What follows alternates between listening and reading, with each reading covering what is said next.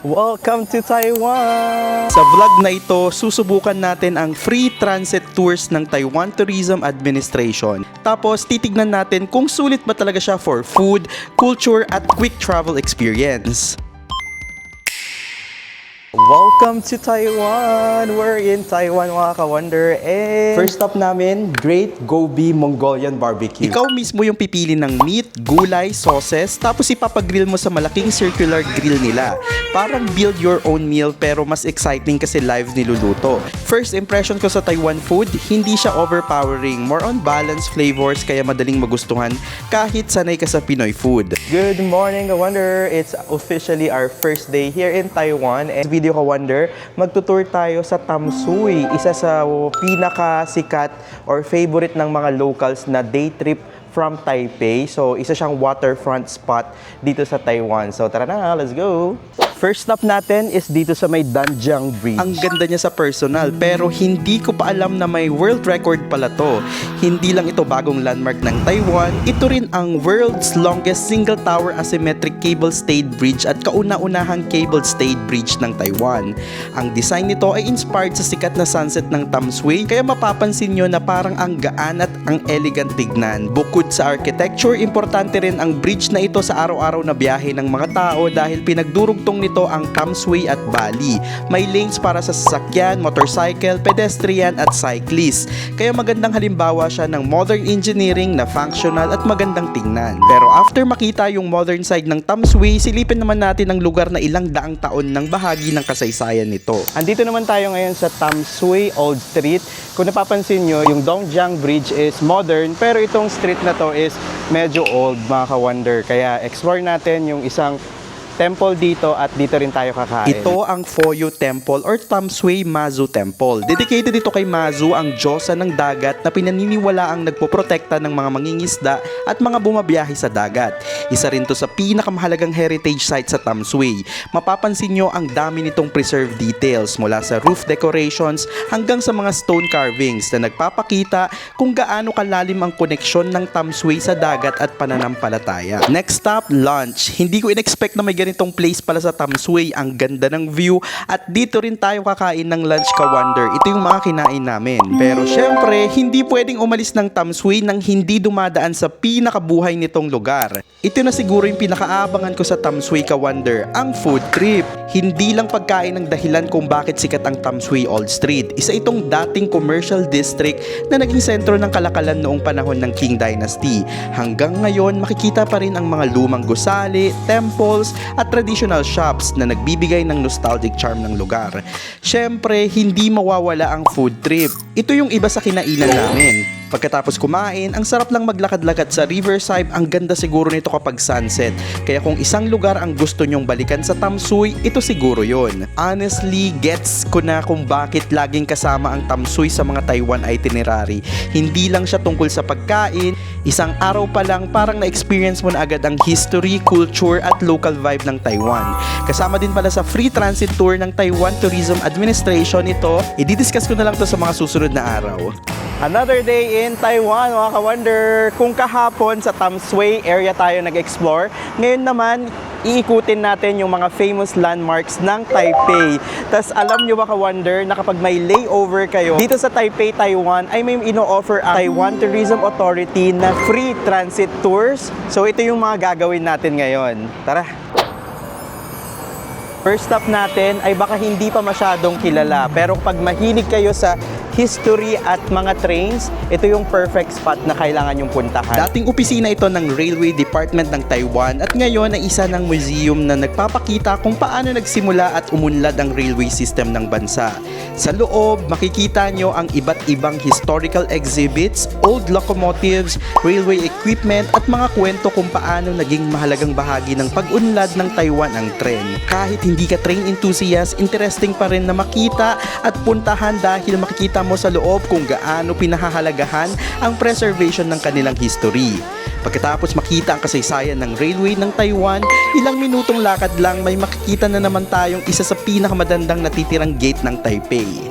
Ito ang Taipei North Gate. Kaso under renovation ito. Kung may Shibuya ang Japan, meron namang Ximending Walking Street ang Taipei. Isa ang Ximending sa pinakasikat na shopping at entertainment district ng Taipei. Madalas nga itong ikinukumpara sa Shibuya or Harajuku sa Japan dahil sa dami ng shops, restaurants, cafes at street performers. Kahit wala kang balak bumili, masaya pa ring maglakad-lakad dito dahil halos bawat kanto may bago kang makikita. Puro trendy stores, local brands at syempre hindi mawawalang iba't ibang street food. Kung first time nyo sa Taipei, malaking chance na mapapadpad talaga kayo dito. Pero ilang istasyon lang mula sa modernong Taipei, may isang lugar na mahigit 300 taon ng sentro ng pananampalataya. Pagpasok pa lang namin dito, ramdam mo agad yung sobrang tahimik at peaceful na atmosphere. Itinayo pa noong 1738 ang Longshan Temple, ang isa sa pinakamatanda at pinakakilalang templo sa Taipei. Hindi lang ito tourist attraction, kundi active place of worship pa rin hanggang ngayon. Dedicated ito kay Guanyin, ang Buddhist goddess of mercy. Pero makikita rin dito ang iba't ibang Diyos at Diyosa mula sa Buddhist, Taoist at Confucian traditions. Isa rin ito sa gusaling ilang beses nang nasira dahil sa lindol at digmaan, pero paulit-ulit ding naibabalit sa dating ganda bilang simbolo ng tibay at pananampalataya. At bago matapos ang araw natin, pupunta muna tayo sa pinaka-iconic na landmarks ng Taiwan. Next stop natin ka-wonder ay dito sa Chiang Kai-shek. So, si Chiang Kai-shek, dati siyang president ng Taiwan and malaki talaga yung contribution niya sa Taiwan. Siguro ito na yung landmark na pinakakilala sa buong Taipei at sa personal, mas impressive pa pala siya. Itinayo ang Chiang Kai-shek Memorial Hall bilang pag-alala kay dating Pangulong Chiang Kai-shek, isa sa pinakamahalagang personalidad sa modernong kasaysayan ng Taiwan. Bukod sa napakalawak na Liberty Square, isa sa pinakaaabangan dito ang changing of guard na ginagawa ng honor guard sa loob ng Memorial Hall. Isa rin ito sa mga photo spots na landmark sa Taiwan dahil sa iconic nitong blue roof, white marble walls at napakalawak na open plaza. Kahit hindi ka mahilig sa history, worth visiting pa rin siya dahil sa architecture, atmosphere at ganda ng buong paligid. Isa ito sa nagustuhan ko sa Taipei. Sobrang dali niyang i-explore kahit DIY lang at kung transit traveler ka o ilang araw lang ang stay mo, ang dami mo nang pwedeng mapuntahan sa loob ng isang araw. Pero hindi pa dito nagtatapos ang Taiwan adventure natin dahil sa susunod na araw, mas marami pa tayong food discoveries at hidden gems na pupuntahan. So tara! Good morning mga ka-wonder! It's another day here in Taiwan and for today's video ay pupunta tayo sa mga traditional market and mga night markets dito sa Taipei, Taiwan. Diba kapag sinabi mo kasing Taiwan, hindi pwedeng hindi kayo pupunta sa mga night market kasi andyan yung mga famous na mga food streets, mga shopping stalls nila dito sa Taiwan. And nga pala mga ka-wonder, itong ginagawa nating tours ay part siya ng mga free transit tour ng Taiwan Tourism Administration. So ganito lang siya i-avail ka-wonder. Meron lang a specific na website. So sa website na ito, dito yung makikita yung mga tours na pwede yung i-avail kapag may layover or transit kayo dito sa Taiwan. Meron siyang guided tour, may self-guided tour, so pipili na lang kayo. Nandiyan din kung how to register and yung mga itinerary and tour schedules na available. Kasi depende yan sa oras ng layover nyo. Tapos ito yung information, so i-screenshot nyo lang para magka-idea po kayo. Diba, ang ganda ng project na to ng Taiwan Tourism Administration para sa mga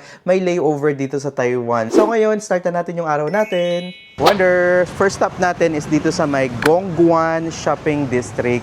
Pero actually, marami daw mga universities dito, kaya yung parang vibe dito is mga youth vibe and masarap din mag-food trip dito. Isa siyang student area near universities, kaya pagdating mo, ang daming energy agad. Street food everywhere, small shops, cafes, kahit simpleng lakad mo dito, parang laging may makikita kang bagong kakainan. Parang everyday life ng Taipei na sobrang alive. Wonder, next stop natin is dito sa may Nanmen Market. Isa to sa pinaka-oldest market and I think nung 2023 ni-renovate nila to and nag-reopen siya. Makikita mo dito yung mix ng old and new traditional food stalls pero nasa modern building na. Napakalinis ng market na to. Dito talaga nagre-reflect yung history ng Taiwanese food culture. From dried goods, pastries, hanggang ready-to-eat dishes. Lahat nandito. May food court din pala sa taas na kung saan pwede kayong mag-food trip ng mga local foods.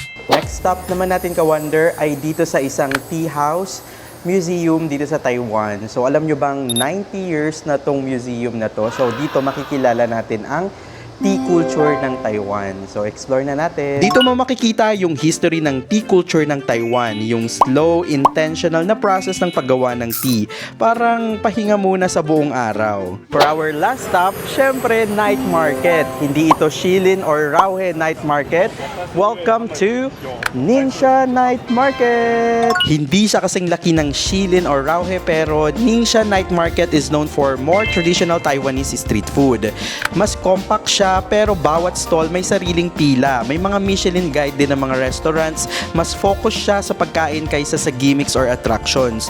Dito mo mararamdaman yung classic Taiwanese flavors. Oyster omelette, braised pork rice, chicken snacks, at desserts. Last day namin sa Taiwan, pero sobrang solid ng food journey from morning hanggang night. From student streets, traditional markets, tea culture hanggang sa night market finale, parang lahat ng sides ng Taipei food culture na experience namin in just one day. At ayun na nga, pagkatapos ng Taiwan adventure natin, sobrang dami ko pang gustong i-explore dito. Kaya feeling ko hindi ito ang huling balik ko sa Taiwan. Kung may plano rin kayong bumisita, sana may mga na-discover kayong bagong places at experiences mula sa vlog na to. And take note, libre lang to kapag may mga layover po kayo. Project ng Taiwan Tourism Administration para sa mga magta-transit sa Taiwan. Kung nag-enjoy kayo sa video na to, don't forget to like this video, subscribe sa channel natin at i-on ang notification bell para updated kayo sa susunod nating travel adventures. Maraming salamat sa panunod, ka-Wonder. Hanggang sa susunod na biyahe. Bye-bye!